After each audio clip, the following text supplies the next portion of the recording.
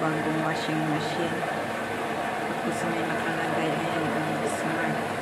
Siguro i-connect ito sa sa phone. Kasi, ayan, may wifi nakalagay. Ayan o, may wifi. O, pag ako walang wifi, i-connect ko dito. Ano kaya yan? Hindi ko alam. Wala kasi ito sa bukid. Ayan, bago to. Bagong washing. Ayan, naka-on yan sa ilalim. Hindi makita. Itim kasi. Ayan, dark siya sa ilalim. Sinubukan ko lang. Sana all may wifi. Pero hindi ko alam anong ibig sabihin, bakit may